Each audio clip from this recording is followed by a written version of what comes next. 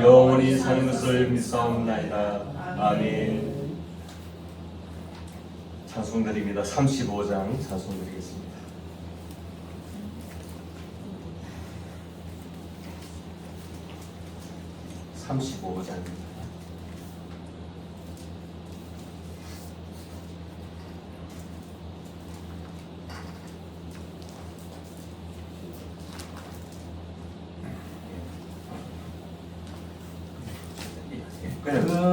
영화로신 주 이곳에 오셔서 이 모인 자들로 주 백성 삼으사 그 중에 항상 계시고 그 중에 항상 계시고 큰 영광 나타내소서.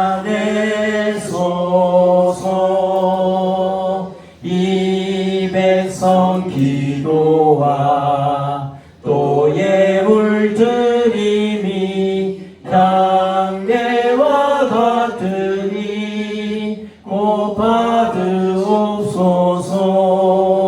주 예수 크신 복음을 주 예수 크신 복음을 만 백성 듣게 하소서. 또 우리 자손들 다 주를 기리고 저 성전 돌같이 기나게 하소서. 주 구원하신 능력을 주 구원하신 능력을 늘 끝날까지 주소서. 주 믿는 만민이 참 진리 지키며 예 성도들 같이 주 찬송하다가 저 천국 보좌 앞에서 저 천국 보좌 앞에서 늘 찬송하게 하소서.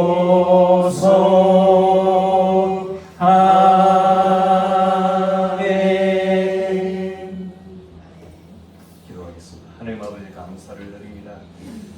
연약한 인생들을 이끌어서 하나님의 사람 되게 하시고 이런저런 형편에 따라 하나님이 날로 도우시고 때를 따라 도우시는 은혜가 넘쳐나도 우리를 이끄시니 오늘 이렇게 이 복된 자리에서 예배하시니 참으로 감사를 드립니다. 하나님 앞에 나온 저희들의 심령에 하나님의 크신 은혜를 베풀어 주시고 우리가 기쁨과 감사와 우리가 존경과 넘쳐나는 기쁨으로 충만하여 하나님을 높이고 하나님을 노래하는 복된 시간이 되게 하여 주시옵소서. 우리 인생들은 연약합니다. 우리 하나님은 높으십니다. 이 낮고 낮은 자리에 그리스도 예수께서 오셔서 우리의 주가 되시고 우리가 함께 하시고 우리의 삶을 돌보시며 우리의 삶을 이끌어 가시니 이 얼마나 감사한 일이온지요. 우리가 이 크신 하나님의 은혜 앞에 늘 감사와 충만함으로 나아가는 복된 인생의 길을 걷게 하여 주시옵소서. 아버지 하나님 말씀을 듣기를 원합니다. 하나님의 말씀이 우리 심령에 담겨져 그 말씀이 생명이 되고 능력이 되고 힘이 되고 소원이 되고 사랑이 되고 기도가 되게 하여 주시옵소서. 이 시간 많은 것들을 받은 가운데 부족한 것으로 하나님께 돌려드리고 이것이 소용되어지는 곳에 복음의 창대한 역사, 생명의 역사, 구원의 역사가 나타나게 하여 주시옵소서. 감사드리며 나사렛 예수님의 이름으로 기도드리옵나이다. 아멘. 교회 소식입니다.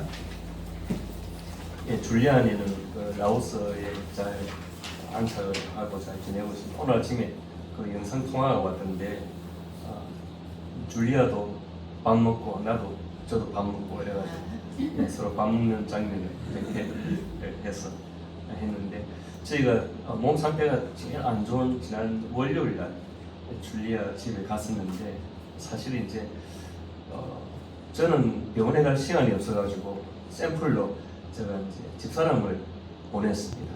예, 집사람을 보내가지고 왜냐하면 정상이 같으니까 예, 정상이 같으니까 우리 뭐 뽀뽀를 해서 그러나 하여튼 뭐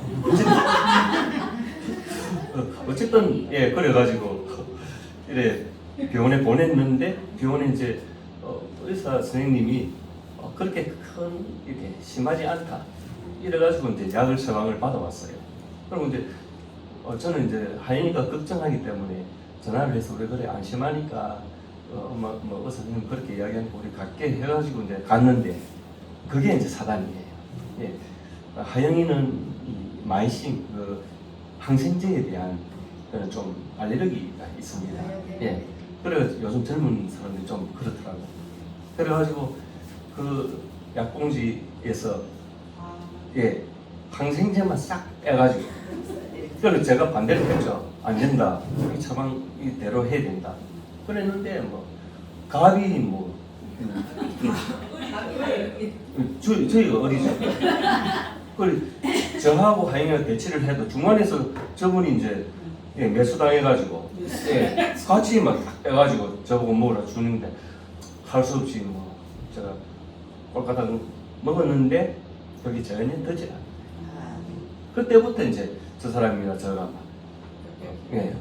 그래서 제일 안 좋은 때 이제 줄리안이 만나 저희가 걱정한 게 저희들한테 이게 그 전달이 되면 그 전염이 되면 어떻게 될까 굉장히 신경을 쓰고 기도를 하고 그래 했는데 다행히 문제도 없고 오늘도 선생님한테 폐렴 이거는 뭐 좀 전염성이 있느냐 폐렴은 상관없다 하더라고요.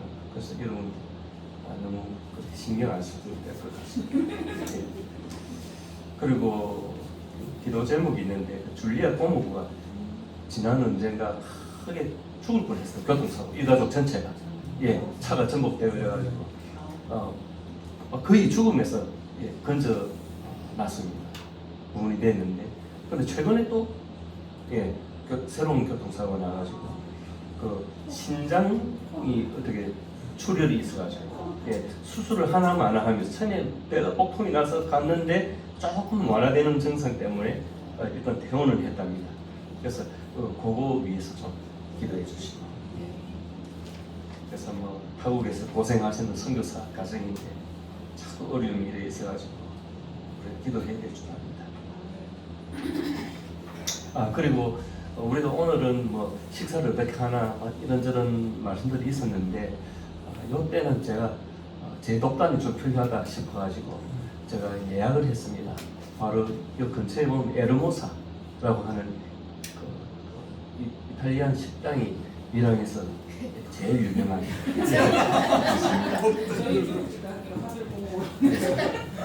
중국 직원이 이제 우리 사장님이 가자고 가야지. 예.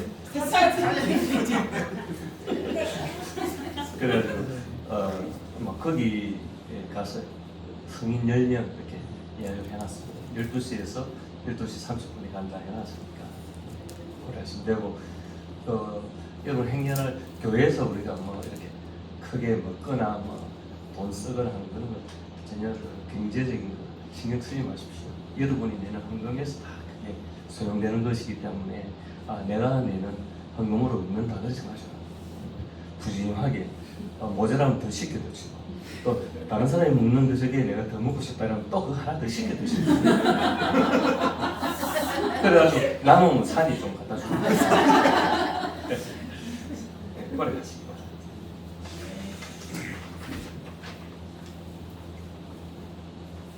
찬송가 338장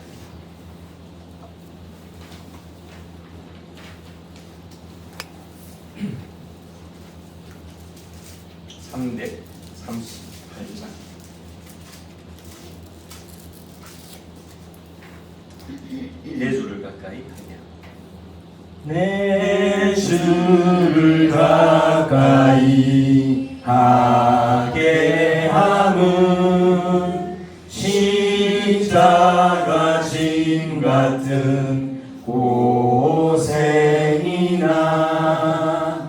내 일생 소원은 늘 찬송하면서 주께 더 나아가기 원합니다. 내 고생하는 것 옛야곱이 돌베개 베고자 갔습니다. 그래도 소원이 늘 찬송하면서 주께 더 나아가기 원합니다. 천성에 가는 길 험하여도 생명길 대나니 은혜로다. 천사날 부르니 늘 찬송하면서 주께 더 나아가기 원합니다.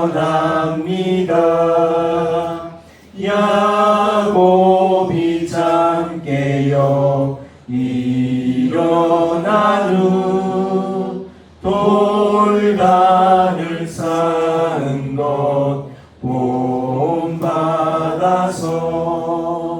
숨쉴 때 되도록 늘 찬송하면서 주께 더 나아가기 원합니다.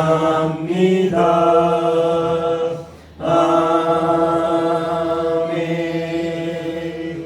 성경 봉독하겠습니다. 욥기서 6장 구약성경 766페이지 욥기서 6장 1절에서 13절 말씀까지 구약 766페이지입니다. 교독하기를 원합니다. 제가 먼저 읽습니다. 욥이 대답하여 이르되 나의 외로움을 바라보며 나의 파멸을 저울 위에 모두 도울 수 있다면 바다의 모래보다도 무거울 것이라. 그러므로 나의 말이 경솔하였구나. 전능자여서 자기들이 맡김에 나의 너희 누구를 하사니 하나님의 외로움이 나를 엄습하여 치는구나. 들나귀가 풀이 있으면 어찌 울겠으며 소가 꼴이 있으면 어찌 울겠느냐. 싱거운 것이 소금 없이 먹히겠느냐. 닭의 알을 흰자리가 마시겠느냐. 내 마음이 이런 것을 만지기도 싫어하나니 꺼리는 음식물같이 여김이니라. 나의 강구를 누가 들어줄 것이며 나의 소원을 하나님이 허락하시라. 이는 곧 나를 멸하시기를 기뻐하사 하나님이 그의 손을 들어 나를 끊어 버리실 것이라. 그러할지라도 내가 오히려 위로를 받고 끝을 모르는 고통 가운데서도 기뻐하는 것은 내가 거룩하신 이의 말씀을 거기까지 알게 하였습니다. 내가 무슨 기력이 있기에 기다리겠느냐. 내 마지막이 어떠하겠기에 그저 참겠느냐. 나의 기억이 어찌 조의 기억이 되느냐. 나의 살이 어찌 목수에 ገብ느냐. 다시 봅니다. 나의 도움이 내 속에 없지 아니하냐. 나의 능력이 내게서 쫓겨나지 아니하였느냐. 아멘. 6장 전체를 아우르는데 오늘 13절까지 보았습니다. 오늘 설교 말씀의 제목은 실존주의적 요청이라고 하는 제목으로 말씀을 생각해 보기를 원합니다. 좀 어려운 말이긴 한데 한번 보십시다. 문제는 욥의 이상과 욥의 이 현실에 있어서의 이 격차죠. 그 격차가 마치 천국과 지옥 같은 그런 격차입니다. 욥의 이상은 무엇입니까? 욥의 이상은 바로 욥의 신앙입니다. 욥은 하나님을 잘 믿어보겠다는 주의였고 그 믿음이 한치의 오리도 없었습니다. 그 사람은 온전하고 정직하여 하나님을 경외하는 악에서 떠난 자라고 오늘 이 말씀의 욥기서의 1장 1절에서 그렇게 소개를 하고 있는 것입니다. 욥의 현실은 어떻습니까? 욥의 이상, 욥의 신앙은 완전 한자인데 욥의 현실은 어떻습니까? 서바의 강도에게 소와 나귀를 빼앗기고 칼로 종들이 그 칼에 죽었습니다. 또 하나님의 불이 하늘에서 떨어져 가지고 양과 이 종들을 태워버렸습니다. 그리고 또 이번에는 갈대와 강도 떼가 이 새 무리로 달려들어 가지고 낙타가 빼앗기고 그리고 또 종들이 칼에 죽었습니다. 그 다음 또 잇따라 마라들 집에서 자녀들이 모여 이렇게 먹고 마시는데 큰 바람이 대풍이 불어가지고 집이 무너져 버렸습니다. 자녀들이 다 깔려 죽었습니다. 몰사하였죠. 이 소식에 욥은 욥기서 1장 20절 이하에 보면 욥이 일어나 겉옷을 찢고 머리털을 밀고 방에 엎드려 예배하며 이르되 내가 모태에서 알몸으로 나왔사온지 또한 알몸이 그리로 돌아가올지라 주신 이도 여호와시요 거두신 이도 여호와시오 여호와의 이름이 찬송을 받으실지니이다. 이 모든 일에 욥이 범죄하지 아니하고 하나님을 향하여 원망하지 아니하니라 그랬습니다.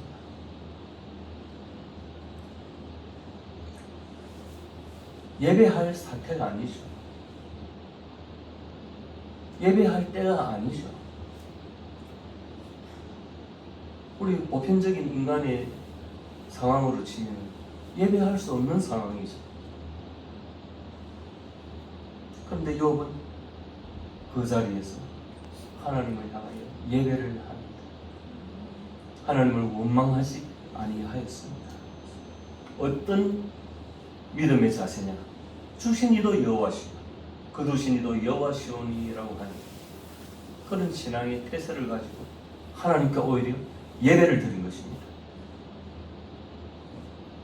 욥은 한순간에 오늘날 우리가 반드시 지켜내기를 열망하는 그 모든 것들을 다 잃어버렸습니다.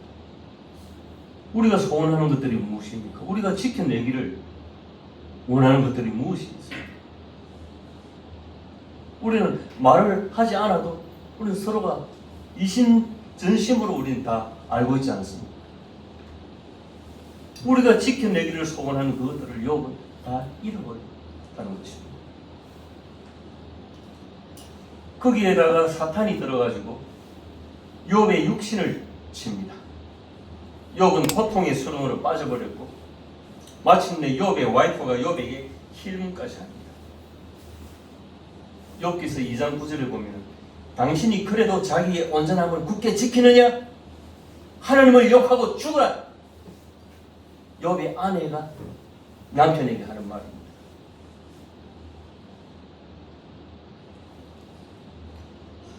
언젠가 제가 공부 좀 할 때에 욥의 아내에 대해서 하나님이 어떤 메시지가 있나? 하나님은 아무 말씀도 안 하세요. 그런데 도서관에 뭐 어떻게 논문들을 이렇게 보니까 욥의 아내에 대해서 무슨 여성주의적 그런 사고 관점에서 뭐 이렇게 논문을 내고 뭐 욥의 아내의 입장은 어떻고 또 뭐 어떤 사람은 악처다 어떤 사람은 양처다 하면서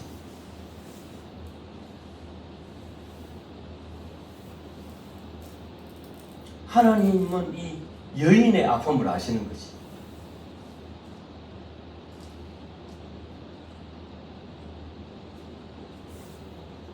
저희 부부도 가만히 보면은 뭐 옥신각신 하다가도 결국 보면 하나님은 저 사람 편을 드시는 거예요. 저희 이성적 사고로 분명히 저 사람이 조금 뭔가 오류가 있는데도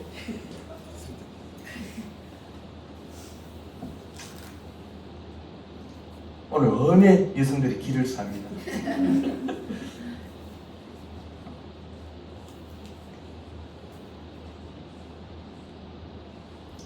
원래 아내들이 남편을 가정의 이 머리로 보고 가정 형편에 따라서 남편을 대하는 태도가 다르죠. 남편에게 그 모든 결과물에 대한 책임을 묻습니다. 당신이 우리 가정이 가장이니까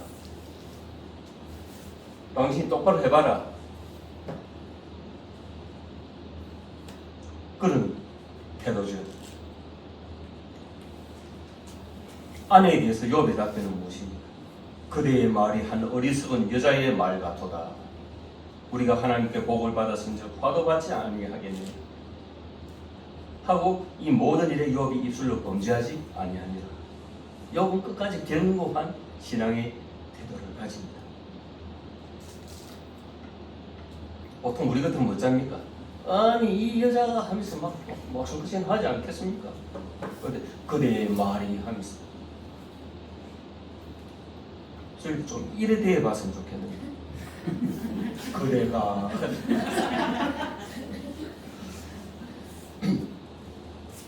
욥의 이런 태도에 대해서 어떻게 이해할 수 있을까요?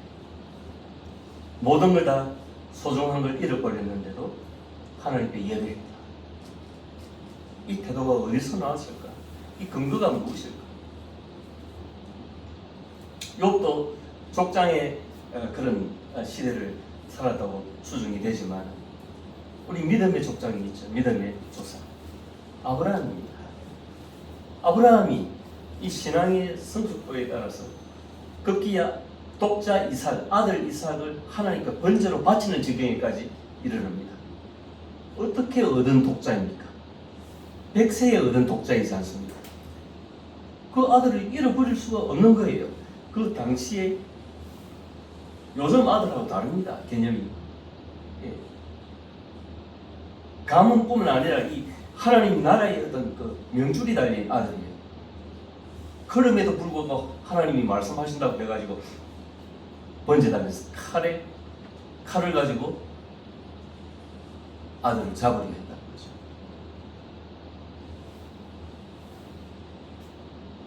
이런 믿음과 일치한다고 보아야 되는 것입니다. 이것은 사람의 의지에서 나오는 것이 아닙니다. 하나님의 선물로 주신 믿음이라야만 가능합니다. 우리가 애를 쓰고 힘쓰고 우격다짐으로 예스 내가 아멘 믿겠어 하고 막 한다고 우리는 늘 실패합니다. 늘 넘어지고 자빠지고. 그러나 하나님의 선물이신 이 하늘로 내려온 이 믿음이야말로 이것을 가능하게 해준다는 거죠. 아멘. 그래서 우리가 이거 할 수 있나 없나 그런 걸 상식적으로 물어보면 안 됩니다. 하늘에 속한 일이기 때문에 우리는 못하죠. 우리는 안 됩니다. 예. 그러나 하나님이 믿음 주시면 감당할 수 있습니다.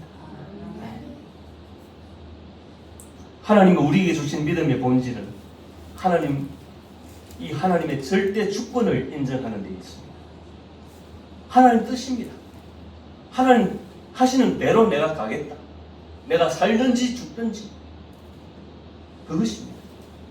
이 하나님의 절대 주권을 인정하는 데에 주저함이 있다면은 뭐 내가 웬만큼 믿을 테니까 복주머니나 챙겨주시면 뭐 된다 하는 식의 믿음이라면 그것은 모래 위에 집을 짓는 믿음인 것이죠.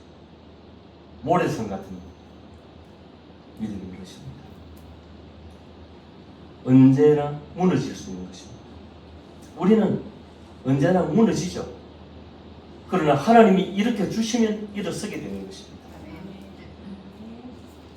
우리가 쉽게 이런 경지를 잘 만나지를 못하지만 그래서 우리는 말씀을 통해서 인지하고 있어야 되는 것입니다. 믿음이라는 것이 내가 우유따짐식으로 내가 믿는다고 다 되는 것은 아니고 이것은 하늘로부터 내려온 그 믿음을 가지고 내가 이 세상을 대하고 인생을 그렇게 살아갈 때는 하나님의 뜻대로 살 수 있다. 그런 것입니다. 아무튼지 이 욥은 장기간에 걸친 육신의 고통 앞에서 절규할 수밖에 없죠. 참 좋았던 친구들조차도 이 숨긴 죄를 토해내고 회개하라고 그렇게 다그치니까 결국 욥이 입을 떼게 되는 것입니다. 본문 우리가 읽었는데 욥이 얼마나 괴로운 소리로 이야기를 합니다. 욥이 대답하여 이르되 나의 괴로움을 바라보며 나의 파멸을 저울 위에 모두 놓을 수 있다면 바다의 모래보다도 더 무거울 것이다. 그러므로 나의 말이 경솔을 하였구나. 욥이 왜 경솔하였습니까? 자기의 생일을 저주하였죠. 그것과 지금 연계해서 여기 대답하고 내가 말 실수했다 이거 인정. 그러나 나는 너무나 고통스럽다. 그 이야기를 하고 있는 것입니다.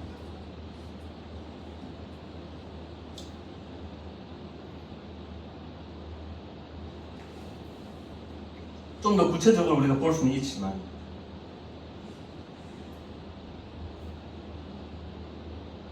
중략하고 이제 설교 제목과 관련해서 말씀을 나누어 보기로 원합니다.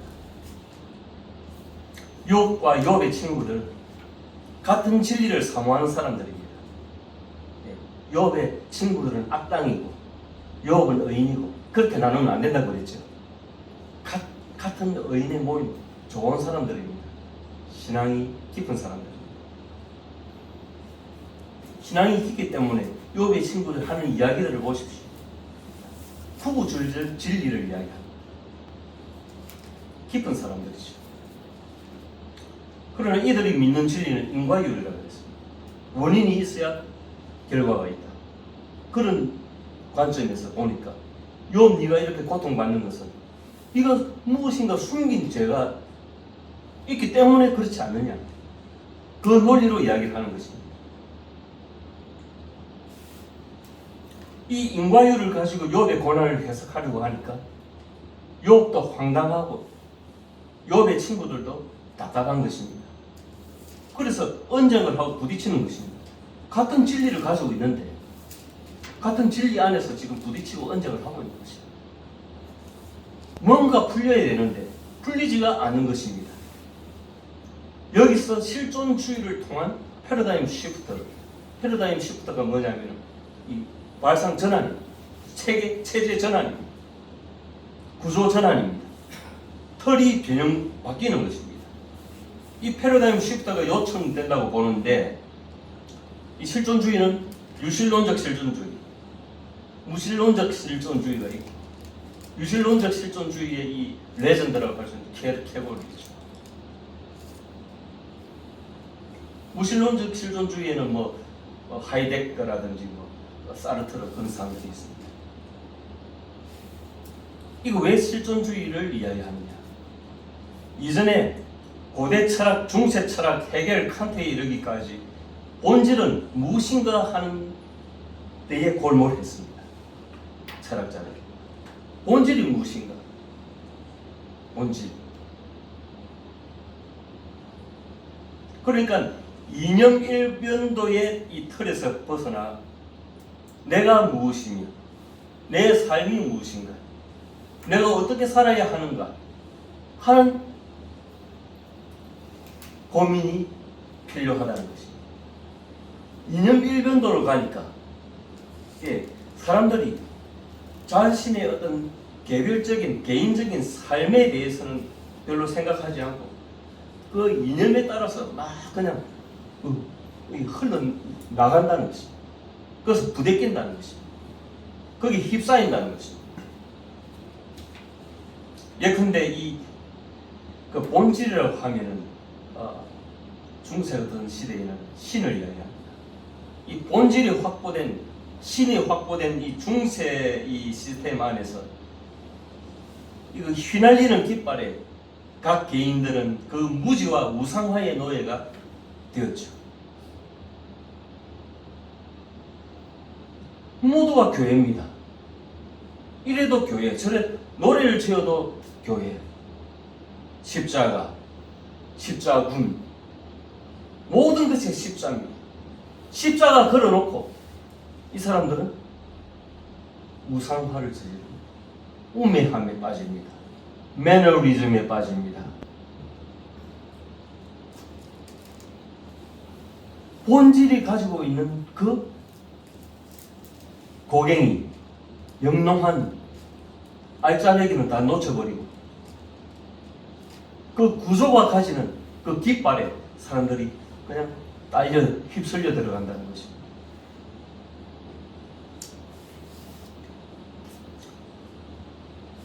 그래서 그 본질에서 탈출하는 것이 실존주의입니다. 이 실존주의는 이 발음하기 굉장히 existentialism, 굉장히 어려운 발음인데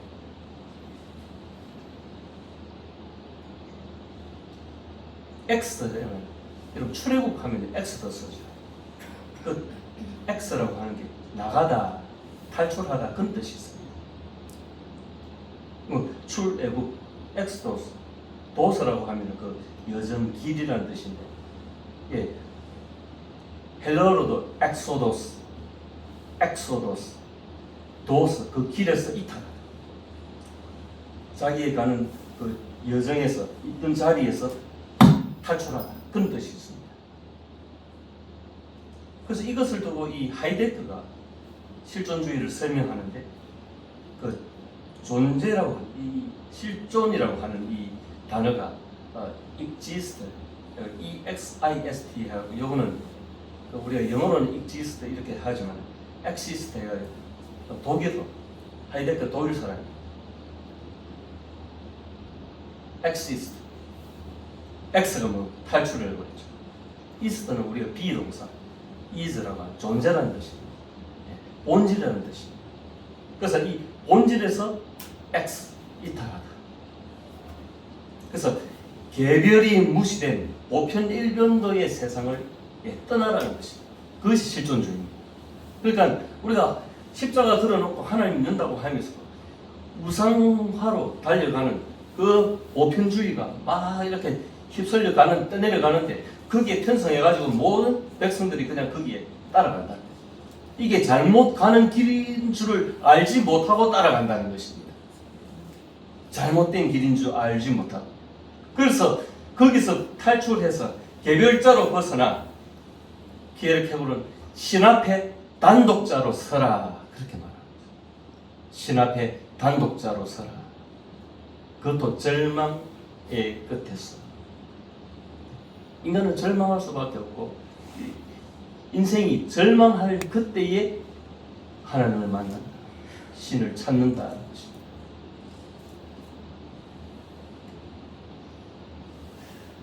그래서 키에르케고르는 이 독실한 기독교인으로서 그렇게 길지 않은 42세의 생애 동안에 이 끝없는 신앙적 삶의 고민을 했던 것입니다.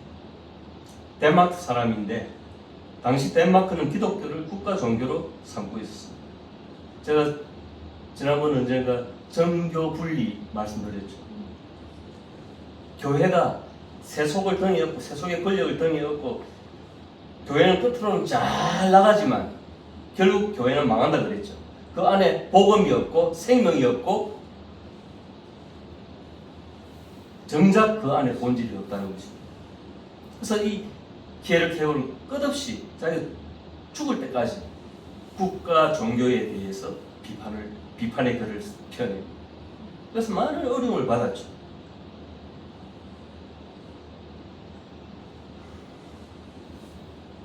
그래서 종교가 국교가 되면 곧장 종교 매너리즘에 빠지게 되고 종교는 이 권력형 타락의 길로 가기 마련입니다. 그래서 집단화, 대중화라고 하는데 종교가 교회가 집단화가 되고 대중화가 되면 어리석어지고 우상화로 달려가 잘못된 길로 가는지 안 가는지도 모르고 그냥 그 속에 몸을 담고 있으면 내가 구원을 받았다 하고 그냥 안심하고 있는 거예요. 그런 곳에서 그리스도를 만나기 어렵습니다. 이 종교 메커니즘이 비슷하기 때문에 이 불교계에서도 그런 성찰이 일어나죠. 예전에 성철 스님이었던가 산은 산이요 물은 물이로다. 그게 무슨 말이에요? 본래대로 있는 그대로 봐라 이 말이에요. 너희가 있는 그대로를 보지 못하고 그것을 우상화시키고 호도하니까 많은 어리석은 백성들이 따라오지 않느냐. 많은 이 중생들이 구원을 받지 못하지 않느냐. 그 이야기를 하고. 그러니까 어느 누군가 성철인가 몰라도 그 뭡니까? 부처가 죽어야 부처가 보인다. 그런 성문답 같은 이야기를 하는 거죠. 십자가 걸어놓고 막 나간다고 그게 다 하나님의 뜻이 아니라는 것입니다.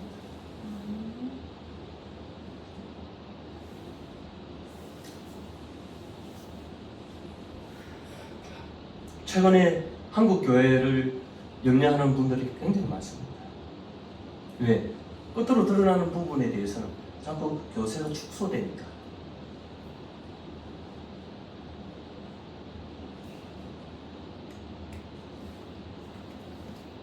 우리가 한참 잘 나갔을 그런 즈음에 그 시절을 떠올리면 따뜻한 뭐 그런 느낌도 있지만, 그럼에도 불구하고 이것은 제가 볼 때는 그렇습니다. 이것은 하나님의 뜻을 찾아가는 하나의 과정이다. 거품이 빠지고 권력이 빠지고 세속이 빠지고 교회가 교회되는 정화 과정으로 가는 것입니다. 그래서 저는 보는 것입니다.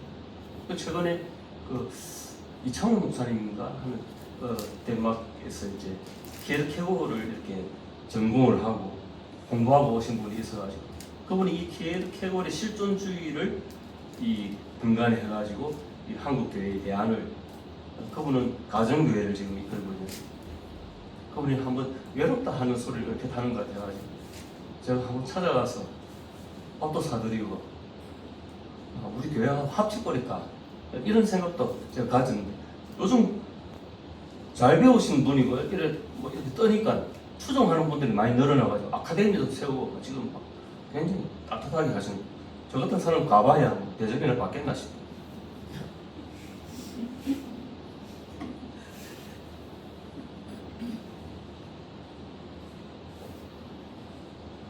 그래서 키에르케고르 그 사상이 요즘에 이 대도가 되는 것입니다. 필요한 것이. 저는 개인적으로 그런 분들은, 그런 목사님들은 우리 한국 교회가 보유하고 있는 아주 귀중한 재산입니다. 그런 분들을 지원해야 되고 살려야 되는 것입니다. 제가 일을 그만두고 시간적 여유가 좀 생기면 꼭 한번 찾아뵙고 싶어요.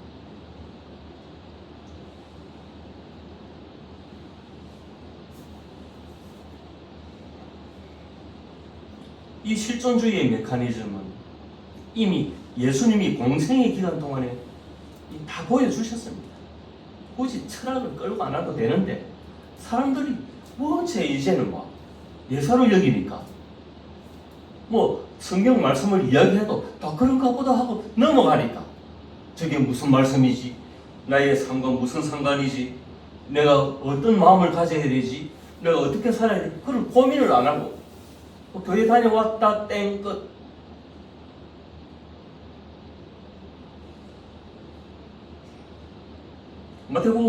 마태복음 11장 7절에 보면은 너희가 무엇을 보려고 광야에 나갔더냐? 선지자를 보기 위함이더냐? 옳다. 내가 너희에게 이르노니 선지자보다 더 나은 자니라. 부드러운 옷 입은 사람들이 사는 왕궁이 아닌 거친 광야에서 찾으라는 말씀입니다. 거친 광야에서.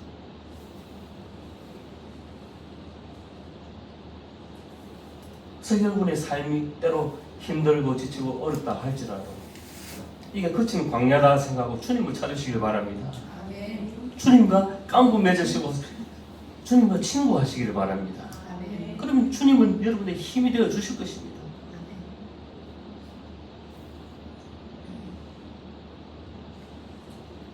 제가 지난 화요일 같은 경우에 설 물량이 돼가지고 물량이 넘쳐나고 어마어마하게 쌓여있는데 병원에서 링거 맞고 다 해가니까 오후 2시 반 지금 정리해가지고 나가니까 3시 해가 이제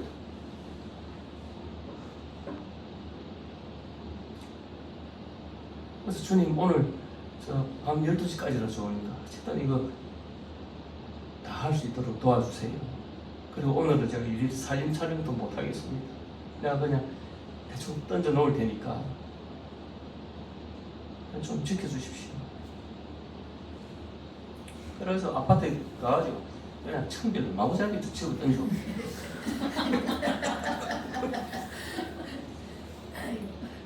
근데 큰 사고가 없어요. 근데 사고는 언제 터지느냐?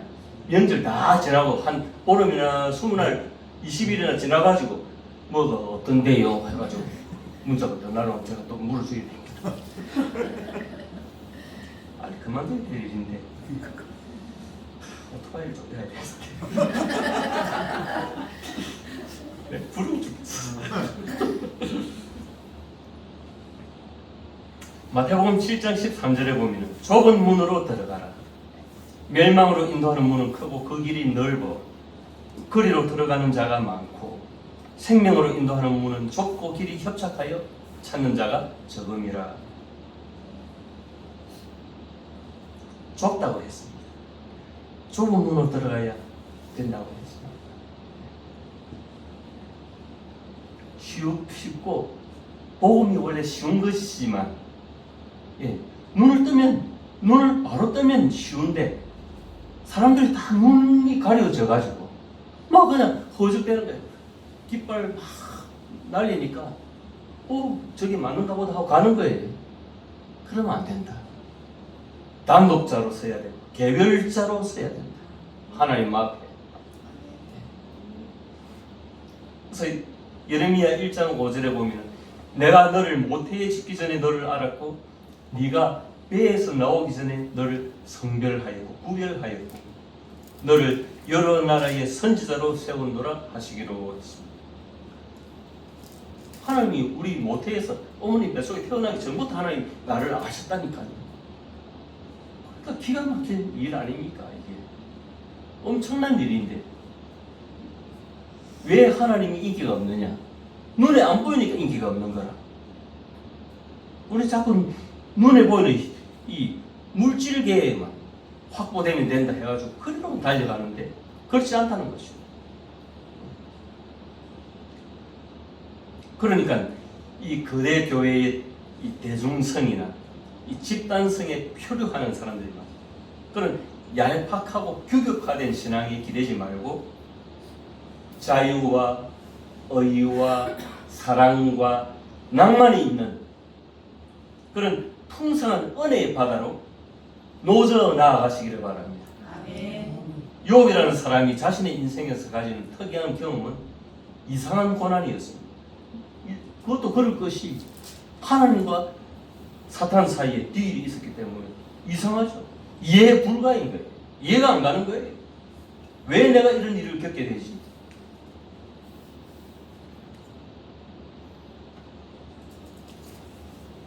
사람은 눈에 보이는 것으로 느끼고 판단하는 존재이다 보니까 인간계 바깥에서 일어나는 일들이 원인으로 작용해서 인간계에 영향을 끼치게 된다 할지라도 인간은 헷갈릴 따름인 것입니다.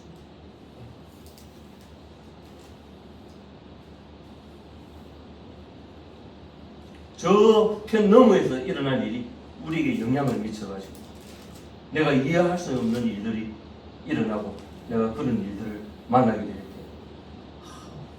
헷갈리게 됩니다. 우리의 탐욕이 우리의 눈을 가리고 그 가려진 세계를 우리가 보지 못할 뿐인 것입니다. 그렇다고 해가지고 어떤 여러분에게 기도와 묵상과 사색만 하라고 밀어붙이지 않습니다. 제가 매우 소중하게 요즘 생각하는 것들이 있는데 바로 우리 단장길 교회 오후 식후 토크쇼입니다. 이것은 단순 교제의 시간이 아닙니다. 여러분의 기도와 묵상과 사색을 통해 가지고 인간계 바깥 저편 너머의 일들을 넘겨다본 일들 그리고 내가 그것과 이렇게 연계해서 살아내었던 일들을 나누는 것입니다. 통상적 언어로 풀어내는 것입니다. 마치 옛날에 박물장수 그 할머니 박물장수 아줌이 있잖아요. 그 보따리가 풀리듯이 풀어내는 것입니다. 그러니까 무슨 말이든지 하십시오. 반칙이 있죠. 반칙은 뭡니까? 내가 실수 안 하려고 입 꾹 닫고 있는 거. 우리는 입을 열면 실수하게 되어 있습니다. 그날 내가 좀 오버했다 치자. 그럼 저 인간이 오버하는데 진짜 내가 이런 꼴까지 봐야 되나? 그래가지고 너무 기분 나빠하지도 마시고 그래 당사자는 또 생각이 날 겁니다. 내가 좀 오버했나? 그럼 다음 주에는 내가 좀 조신하게 해야지. 그런 결심을 하고 와도 잘 안 됩니다. 왜? 사람이 입이 열리면 나갈 때까지 나가야 돼 있거든요. 제가 늘 제 사람한테 책 잡히는 게 말아버리 잘못하면 책 잡히는 안 해도 될 말을 요즘 그래도 우리 하집사님이 통제를 해주기 때문에 다음을 생각하십시오. 우리가 돌아간 그 시간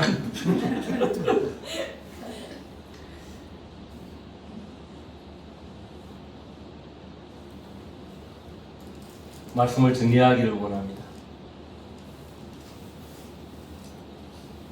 굽이굽이 힘든 인생길을 걸어가시는 여러분, 하나님 앞에 개별자로 단독자로 서십시오. 비록 우리가 공동체를 이렇게 모여서 예배는 드리지만 예배 드렸다 하는데 그것에 만족하지 마시고 내가 하나님을 만났다, 또 하나님의 음성을 들었다, 하나님의 말씀을 들었다, 밀려오는 파도와 같이 끊임없는 고난에 대한 이 신약 성경적 해답을 참조하기를 원합니다. 베드로전서 4장 12절 13절 사랑하는 자들아 너희를 연단하려고 오는 불시험, 그 불시험을 이상한 일 당하는 것 같이 이상히 여기지 말고 오히려 너희가 그리스도의 고난에 참여하는 것으로 즐거워하라. 이는 그의 영광을 나타내실 때에 너희로 즐거워하고 기뻐하게 하려 함이라 했습니다. 물론 우리가 적극적으로 안 해도 되지만 그리스도의 고난에 참여하게 되는 것은 아주 성숙한 신앙인입니다. 그럼에도 불구하고 우리는 우리의 실수나 우리의 잘못 때문에, 오판 때문에, 우리의 욕심 때문에 실수하고 넘어지기도 하고 함정에 빠지기도 하는 것입니다. 그럼에도 불구하고 하나님은 그것을 쓰십니다. 그래서 우리를 이끌어 가시고 더 성숙하게 하시고 뻔한 그 틀에서 벗어나게 하시는 것입니다. 우리는 그런 아픔이나 그런 고난이 올 때에 비로소 하나님 앞에 서게 되는 것입니다.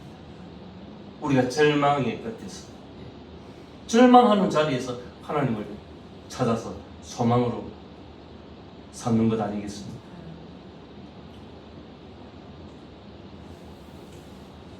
그리스도의 고난에 참여하는 것으로 즐거워하라. 즐거워하라 했다고 맨날 우리 희죽될 수 있습니까? 아프면 아프다 해야지. 욥처럼 죽겠는데 어쩔 겁니까? 링겔 뽑고 이래 가지고 해롱해롱 하고 있는데 저 간호사들은 뭐 그리 좋은지 저거 그렇게 안 해도 될 거면 재밌지로 하지 장난치고 막. 그래서 제가 나도 저 일상으로 돌아갔으면 좋겠다. 저게 얼마나 행복한 건지 복된 것인지. 여러분 건강이 있어가지고 웃고 떠들고 장난치고 이것도 복입니다. 우리 일상이 얼마나 소중한지 모릅니다. 그리고 아까 우리 황 목사님 말씀처럼 그럼 부산에서 여기까지 오늘 얼마나 행복한 길입니까?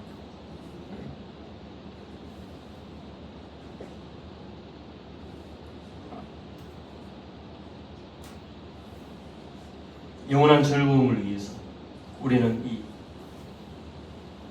짧은 이 즐거움을 맛보고 느끼는 것입니다. 오늘도 이 즐거움에 참여하시고 여러분 식사하시면서 감사히 드시고 우리 거기서 분위기가 좀 방긋고 나서 아니다 싶으면 또 장소를 이동할 수도 있습니다. 오늘 커피는 제가 쏘겠습니다. 아닙니다. 그 그거는 여러분들이 쏘는 거는 여러분들 그 집안에 예를 들어서 저희가 신방을 간다든지 안 그러면 이렇게 뭐 대소사 뭐 잔치가 있다든지 할 때 우리가 숟가락 얹고 얻어 먹는 거지. 예예예. 그거 고맙습니다. 정말 진심으로 받아들이겠습니다. 그런데 우리 교회 룰은 그렇습니다. 이게 목사들이 좀 고생합니다. 황 목사님 그러죠. 이 거친 세상에 목사들이 가서 아까 집사람은 그러지 않습니까? 세상이 깜짝 놀랄 만한 이 목사의 이 후대에 그 거친 광야에서 이 난잡한 일을 하다 보니까 얼마나 제 속은 날마다 상하고 그렇겠습니까? 그런데 그럼에도 불구하고 얼마나 행복한 것은 이 날이 있고 여러분들이 계셔서 너무 행복한 것입니다. 예. 정말 감사합니다. 그래서 교회에서 먹고 할 때는 여러분들 전혀 부담 갖지 마시고 내가 한번 쏴야 될 때 교회에서 쏘지 마세요. 제가 여러분 헌금 이렇게 뭐 헌금하면 조금씩 여는 그것도 참 마음이 아파 죽겠습니다. 얼마나 힘든데 돈 한 푼이 얼마나 힘든데 여러분들 신앙으로 하나님 앞에 하시는 거기 때문에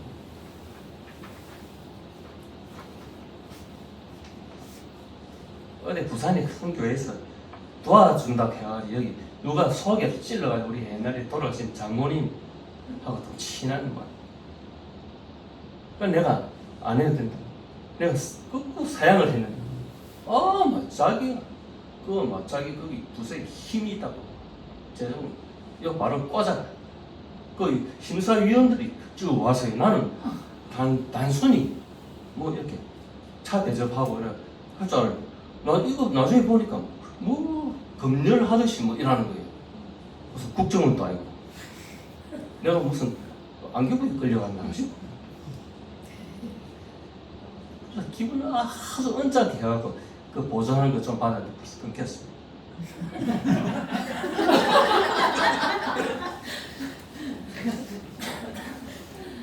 주던가 말던가.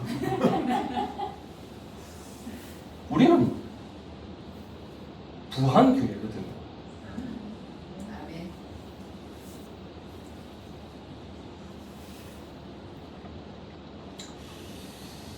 이런 은혜가 우리 모두에게 있으시길 바라고 그런 삶의 지평이 여러분의 인생에 일려지기를 주님의 이름으로 축원드립니다. 241장에 찬송가 341장. 340. 예, 341장입니다. 찬송가에 펴서서 앞에 표기가 잘못됐으니까 341장. 341장.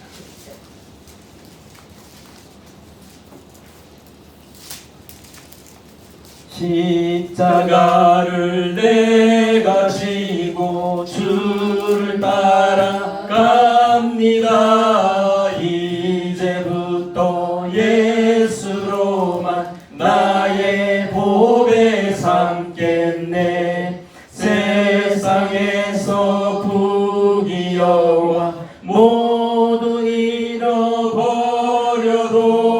주의 평안 내가 받고 영생 복을 받겠네. 주도 곤욕 당했으니 나도 곤욕 당하리. 세상 사랑 감사하라. 예수 진실합니다.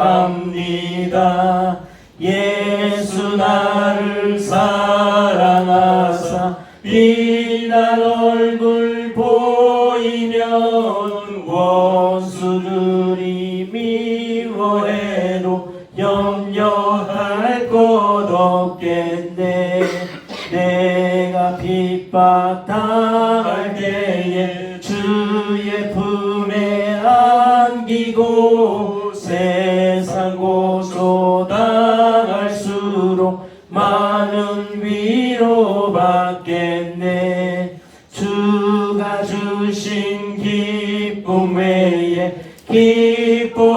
알고 무엇냐 주가 나를 사랑하니 기뻐 알 것뿐일세.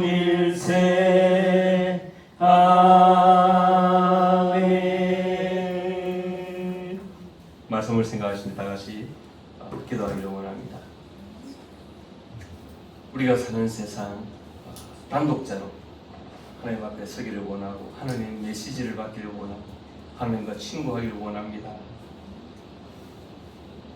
하나님 우리의 연약한 삶 가운데서도 나의 구원이 되시고 힘이 되시고 능력이 되시고 강함이 되시는 그 하나님을 의지합니다.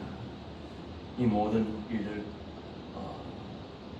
주님께 의탁하고 특별히 라오스에 있는 선교사님 위해서도 기도해 주시기 바랍니다. 다 같이 기도하겠습니다. 자비하신 주님, 우리에게 좋으신 은혜를 베풀어 주시니 감사를 드립니다.